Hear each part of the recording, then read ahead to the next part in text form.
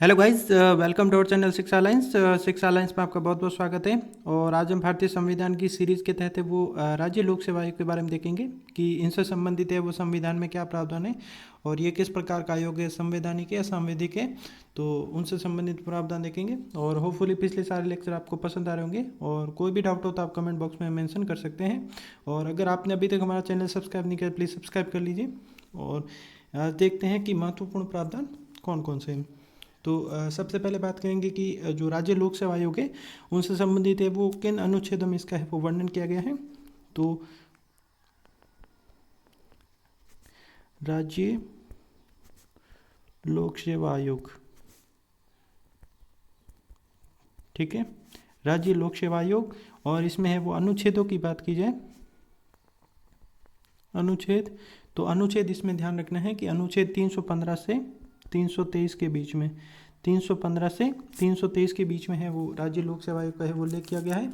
और अगर कभी कभार ये पूछ ले कि संविधान के भाग किस भाग में है वो इसका उल्लेख किया गया है, तो इसमें भाग होगा भाग 14, ठीक है, भाग 14 राज्य लोक सेवा आयोग से संबंधित प्रावधान। अनुच्छेद हो गया 315 से 323 और भाग की बात की जाए तो भाग हो जाएगा 14, ठीक है। उसके बाद हम बात करते हैं कि इनकी है वो संरचना कैसी है राज्य लोक सेवा आयोग की। संरचना, या इसको हम संगठन भी बोल सकते हैं। तो संरचना में देखते हैं कि जो इसमें कितने सदस्य और कितने जो अध्यक्ष और प्लस कितने सदस्य होंगे उनके बारे में। तो इसमें है वो एक अध्यक्ष, ठीक है, एक अध्यक्ष प्लस इसमें ये लिखा गया सदस्य, ठीक है, सदस्य लिख के छोड़ दिया गया, यानी इनकी कोई है वो संख्या निर्धारित नहीं है, ठीक है, संख्या निर्धारित नहीं है, ठीक है। तो इसमें है वो एक क्लू लिख सकते हैं, सदस्य संख्या का निर्धारण नहीं किया गया है बल्कि राज्यपाल के विवेक पर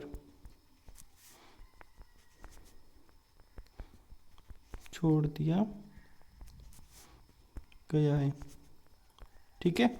ये इसमें ये चीज़ कही हुई है कि मान लो संरचना में एक अध्यक्ष है, ठीक है, और प्लस सदस्यों की नियुक्ति, हमें सदस्यों की नियुक्ति है वो सदस्य कितने होंगे, तो सदस्य संख्या का है वो निर्धारण नहीं किया गया है बल्कि राज्यपाल के है वो विवेक पर छोड़ दिया गया है। और इनसे एक इसी प्रकार का प्रावधान हमने और कहीं देखा है, और वो भी यहाँ पे ध्यान रखना जरूरी है क्योंकि कभी कभार उससे भी रिलेटेड यहाँ पे है वो कन्फ्यूजन नहीं हो जाए, उसको मैं यहाँ पे मेंशन कर देता हूँ अलग से। उच्च न्यायालय में न्यायाधीशों की संख्या में वृद्धि, ठीक है, संख्या में वृद्धि करने का काम राष्ट्रपति के विवेक पर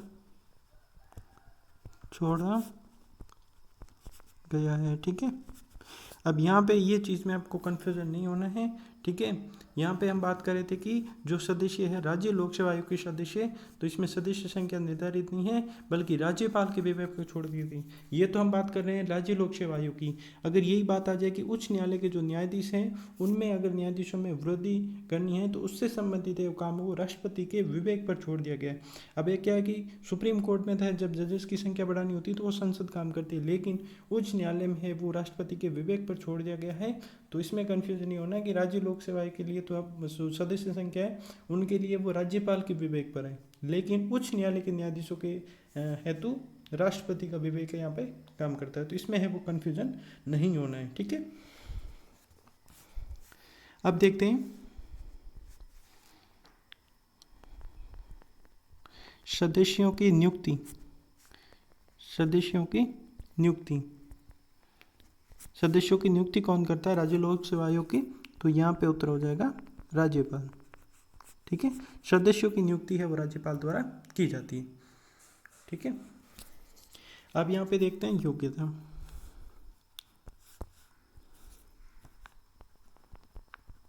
योग्यताएं, ठीक है। अब योग्यताओं की बात की जाए तो इसमें है वो योग्यताओं का कहीं स्पष्ट रूप से है वो उल्लेख नहीं किया गया, ठीक है। स्पष्ट रूप से उल्लेख नहीं है, स्पष्ट रूप से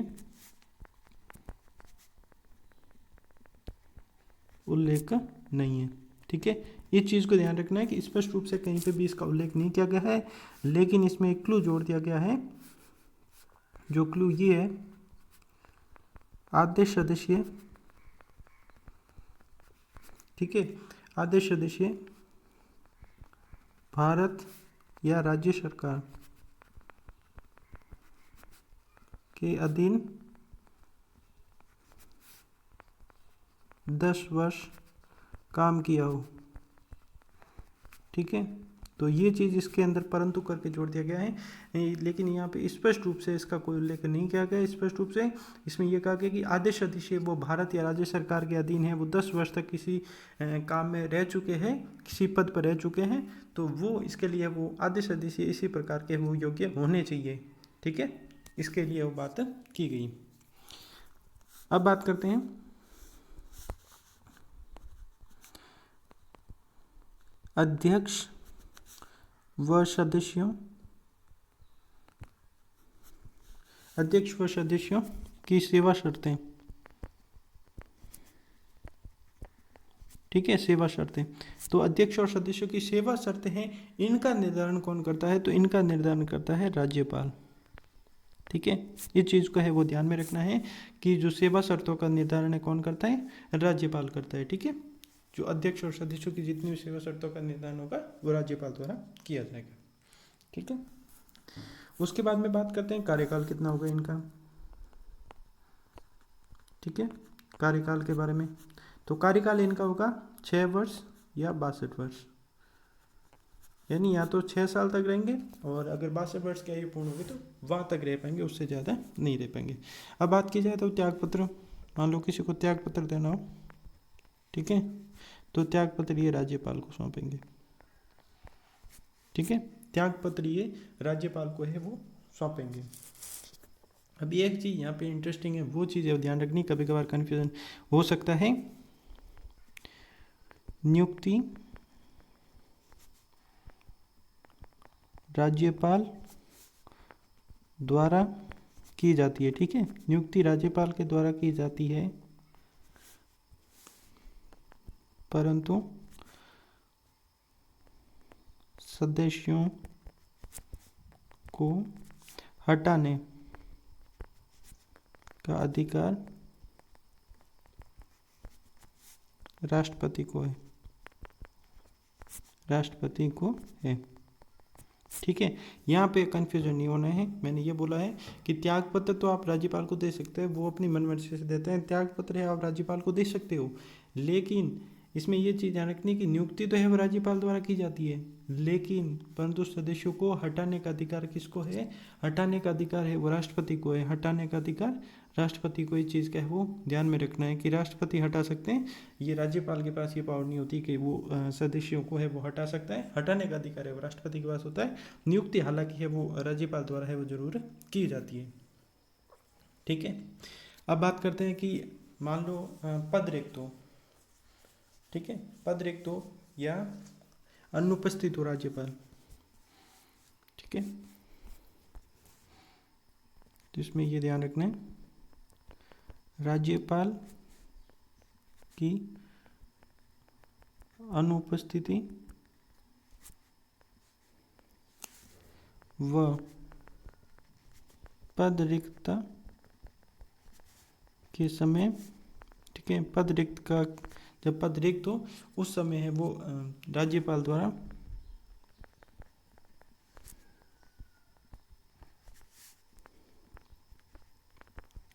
कार्यवाहक अध्यक्ष की नियुक्ति,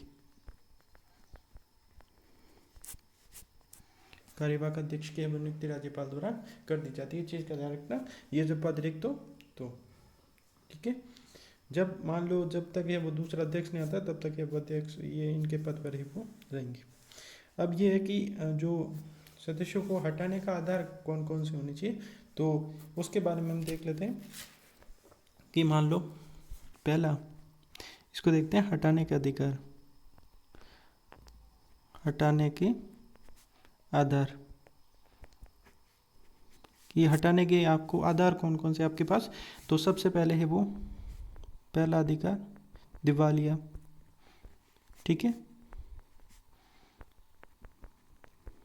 मानसिक रूप से असक्षम, ठीक है, मानसिक यानी मानसिक तौर पर है वो अपने कर्तव्यों का है वो पालन न करना, ठीक है।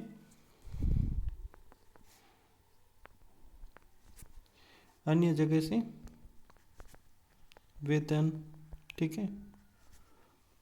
उसके बाद में फोर्थ देखते हैं, ठीक है, फोर्थ तो ये है वो कदाचार, असमता और कदाचार, ठीक है। अब इसमें ये है कि जैसे उच्चतम न्यायालय यानी सुप्रीम कोर्ट के परामर्श से राष्ट्रपति द्वारा किए जाते हैं, ठीक है, सुप्रीम कोर्ट के परामर्श से हटाने का अधिकार है वो राष्ट्रपति द्वारा, ठीक है।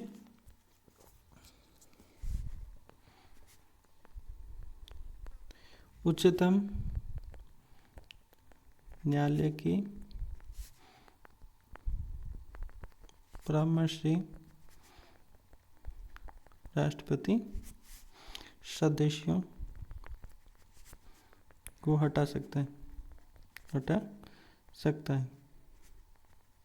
लेकिन इसमें एक क्लू है वो इसको आपको ध्यान में रखना है कि मान लो निलंबित करना, तो इसमें है वो राज्यपाल, हटा तो नहीं सकता बट निलंबित कर सकता है राज्यपाल,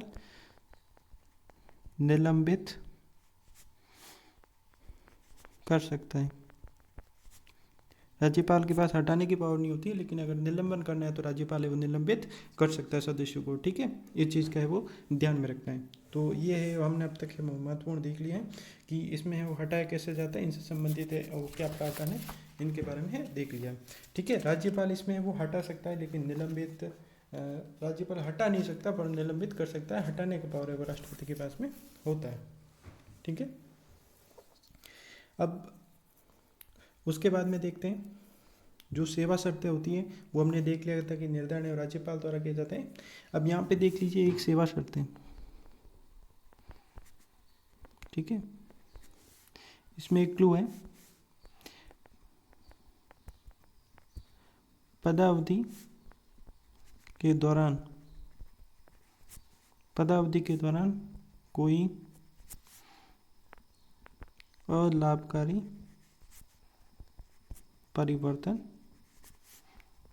नहीं होगा, ठीक है। यानी यहाँ पे है वो अलाभकारी कोई परिवर्तन नहीं होगा पदावधि के दौरान। लेकिन एक चीज़ यहाँ पे ये वो ध्यान रखनी है, अगर 360 आर्टिकल 360 वित्तीय आपातकाल लग जाए उस परिस्थिति में ये चीज़ नहीं होगी, क्योंकि उसमें है वो स्पेशली मेंशन किया गया है कि उसमें कुछ वेतन वगैरह काटा जा सकता है, तो वो चीज़ अलग है। 360 के अलावा इनमें किसी भी प्रकार की पदावधि के दौरान है वो कोई चेंजेस नहीं किया जाएगा जिससे कि वो अलाभकारी परिवर्तन के अंदर आ जाए, ठीक है। ये चीज़ का है वो ध्यान में रखना है। अब मान लो, ठीक है, अगर ये जो सदस्य बन जाते हैं ये किसी जैसे सदस्य, ठीक है, जो सदस्य होते हैं अध्यक्ष से मिला के अध्यक्ष और सदस्य, ये वो जब इनका कार्यकाल खत्म हो जाता है उसके बाद में है कोई भी भारत व राज्य सरकार के अधीन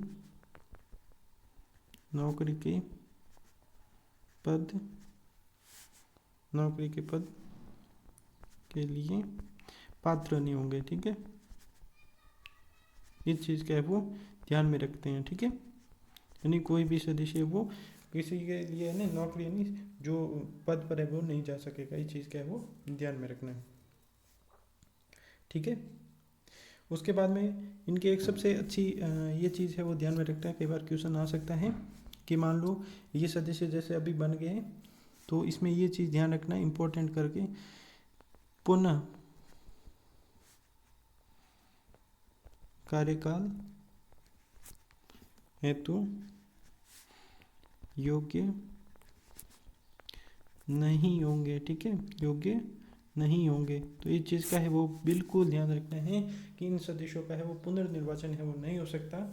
इस चीज़ का है वो ध्यान में रखना है। कुछ आयोग आएंगे जिसमें कि सदस्यों का है वो पुनर्निर्वाचन हो जाता है, लेकिन यहाँ पे है वो पुनर्निर्वाचन इन सदस्यों का है वो नहीं होगा, क्योंकि इसमें फिर ये रहता है कि कुछ चीज़ें हो जाती है जो रिपीट हो जाती हैं। तो मेनली ये देखा जाता है कि पूर्ण कार्यकाल के लिए योग्य नहीं होते, ठीक है। यहाँ पे हमने देखा था कि कोई भी है वो सदस्य भारत सरकार के अधीन नौकरी के पद के लिए भी पात्र नहीं होगा, और ना ही इसको है वो दोबारा सदस्य या अध्यक्ष नियुक्त किया जाएगा, ठीक है।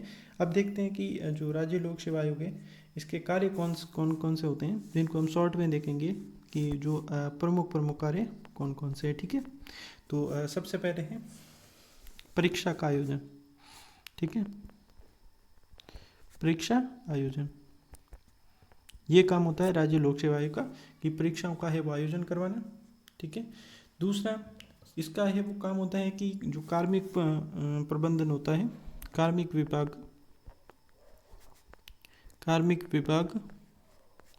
को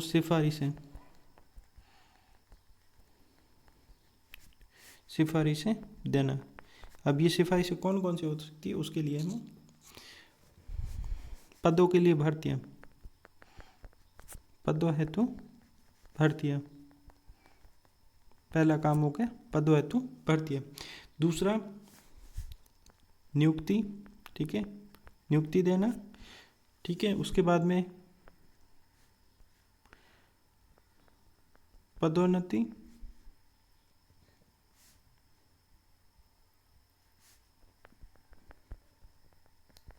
ठीक है, नियुक्ति, पदोन्नति और तबादला यानी ट्रांसफर, इनसे संबंधित भी है वो सलाह दी जाती है यानी परामर्श दिया जाता है, ठीक है। तो पहला हमने देखा परीक्षा आयोजन, ठीक है। दूसरा कार्मिक विभाग को है वो सिफारिशें देना जिसमें कि पदों हेतु भर्तियाँ, नियुक्ति, पदोन्नति और तबादला, ठीक है, ये देखा। उसके बाद में देखते हैं कि और कौन कौन सी, जैसे वेतन वृद्धि, ठीक है, और बर्खास्त करना यानी ये सब है वो अनुशासन वाली सारी चीज़ें हैं वो इसको है वो परामर्श के तौर पर दी जाती हैं। उसके बाद में पद स्थानांतरण, ठीक है, यानी प्रमोशन होना, प्रोन्नति, तो इनसे संबंधित है वो ये भी सिफारिश है वो कार्मिक विभाग को है वो राज्य लोक सेवा आयोग द्वारा है वो दी जाती है, ठीक है। और उसके बाद में है वो विधिक कार्रवाई पर खर्च हुआ है, विधिक कार्रवाई पर खर्च कितना हुआ उसके बारे में, ठीक है, विधिक कार्रवाई पर खर्च। उसके बाद में है वो कुछ अन्य मामले हैं वो इनसे संबंधित है वो दिए जाते हैं, तो उसको लेकर भी है वो काम किया जाता है। अगर मान लो कोई राज्य विधानमंडल है, इसका भी है वो ध्यान में रखना, राज्य विधानमंडल द्वारा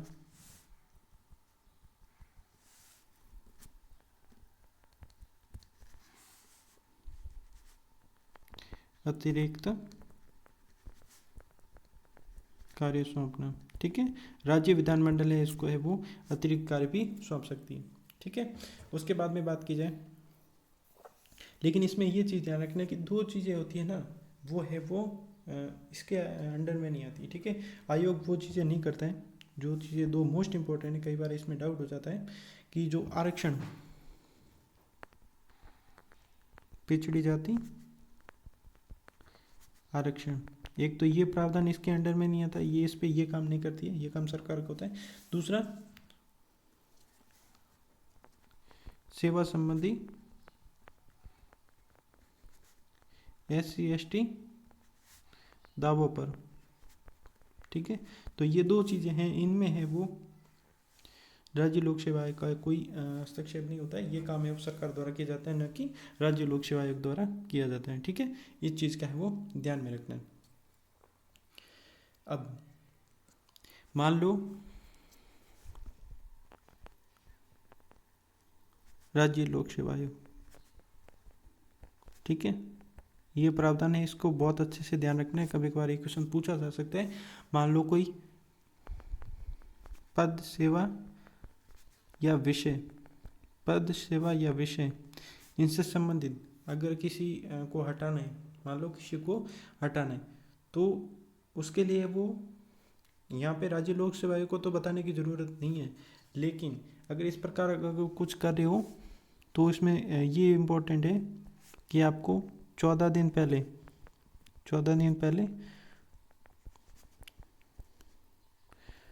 विधानमंडल को बताना होगा। यानी आप अगर राज्य लोक सेवा आयोग को नहीं बताओगे तो भी चलेगा, लेकिन अगर कोई पद सेवा या विषय संबंधी, लेकिन 14 दिन पहले विधानमंडल को बताना होगा।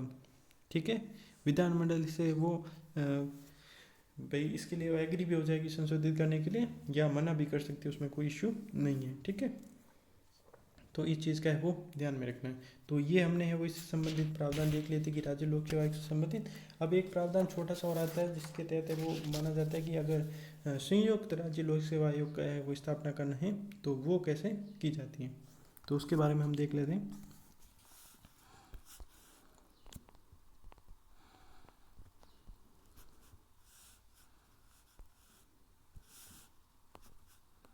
संयुक्त राज्य लोक सेवा आयोग, संयुक्त राज्य लोक सेवा आयोग। अब इसमें है वो गठन, ये है वो, अगर मान लो इसमें बात की जाए राज्य लोक सेवा आयोग, इस कितने की बात की जाए तो ये तो है संवैधानिक आयोग। ठीक है, अगर संयुक्त आ गया तो ये सांविधिक आयोग हो जाएगा। ठीक है, सांविधिक आयोग हो जाएगा। तो इसका है वो ध्यान में रखना है, पहला पॉइंट है सांविधिक निकाय,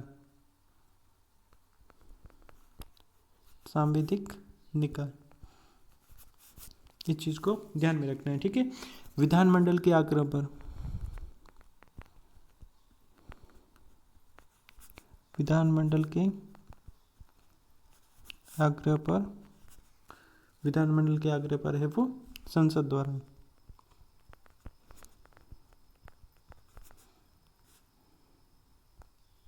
गठन। ठीक है, संसद द्वारा इसका वो गठन किया जाएगा और ये सांविधिक आयोग होगा न कि संवैधानिक आयोग होगा। ठीक है, और अगर फर्स्ट इसका है वो संयुक्त राज्य लोक सेवा आयोग है, पहले की बात की जाए तो वो हो जाएगा पंजाब हरियाणा, पंजाब हरियाणा, ये वो पहला लोक सेवा आयोग था, संयुक्त लोक सेवा आयोग। इसमें कुछ चीज़ें हैं वो टर्म है वो डिफरेंट है, उनका है वो ध्यान में रखना। फर्स्ट मोस्ट इम्पोर्टेंट है तो इसका अच्छे से ध्यान रखना है, नियुक्ति। ठीक है, पहला नियुक्ति हो गया, दूसरा हटाता कौन है, हटाना। ठीक है, तीसरा इसमें फिर त्यागपत्र को किसको देना होता है, और चौथा कार्यकाल।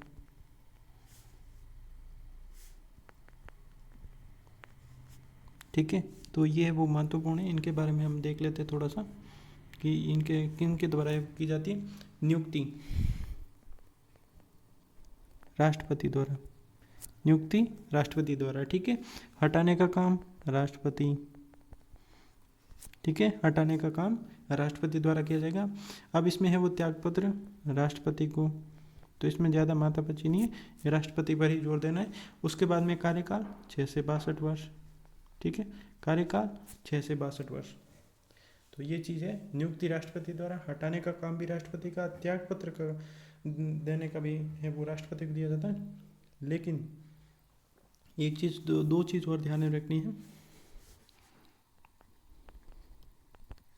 सेवा शर्तें किसके द्वारा निर्धारित होगी, राष्ट्रपति स्वयं। ठीक है, सेवा शर्तें राष्ट्रपति द्वारा। अब यहाँ पे एक चीज़ है वो मोस्ट इम्पोर्टेंट है, वो चीज़ ध्यान में रखनी है, वार्षिक प्रतिवेदन।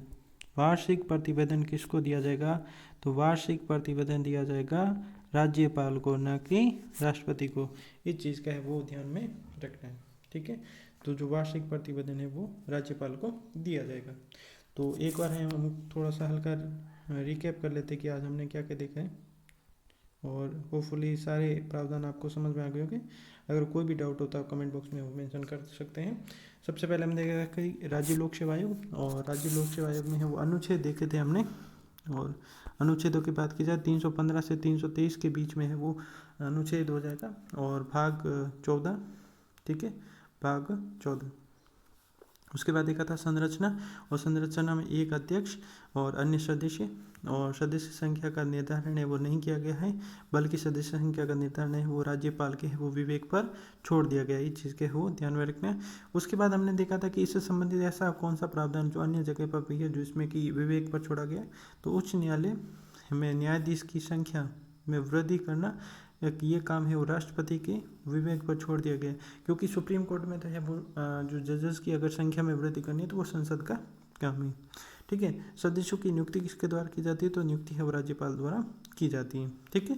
योग्यता इसमें है वो स्पष्ट रूप से किसी योग्यता का उल्लेख नहीं किया गया है, लेकिन इसमें एक चीज़ ये कही गई कि आधे सदस्य वो भारत सरकार या राज्य सरकार का अधीन 10 वर्ष को काम करने का है उनको अनुभव होना चाहिए, ठीक है। अध्यक्ष और सदस्यों की सेवा शर्तें, इनका निर्धारण है वो राज्यपाल द्वारा किया जाता है, ठीक है।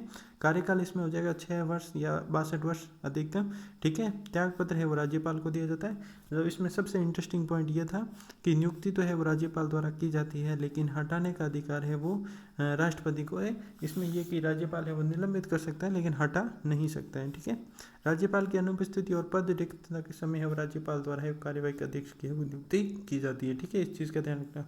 अब हटाने के अधिकार कौन कौन से, आधार कौन कौन से, सॉरी, तो दिवालिया, दूसरा मानसिक रूप से अक्षम, अन्य जगह से वेतन प्राप्त करना, कदाचार के आधार पर है सुप्रीम कोर्ट। इसमें है वो सुप्रीम कोर्ट के परामर्श से राष्ट्रपति द्वारा सदस्यों को हटाया जा सकता है।